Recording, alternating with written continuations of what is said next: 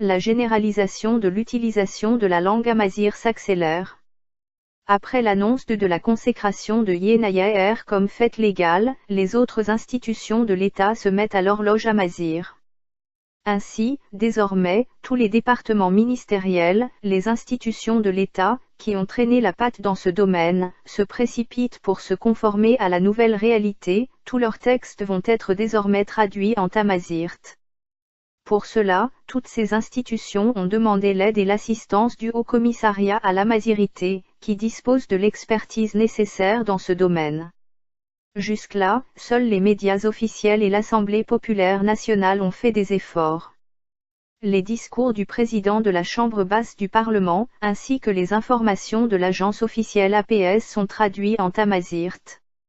Plus récemment encore, le ministre du Tourisme, un militant de la cause amazigh, a lui aussi publié sa biographie en tamazight sur le site de son département ministériel.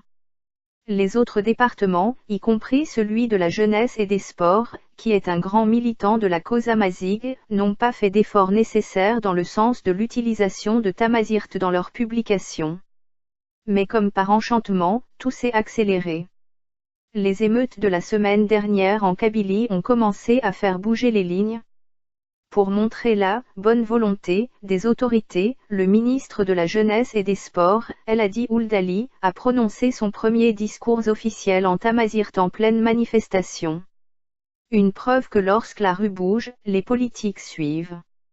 L'enseignement le plus important que nous donne cette nouvelle tendance est que lorsque les politiques expriment une volonté, le reste est facile.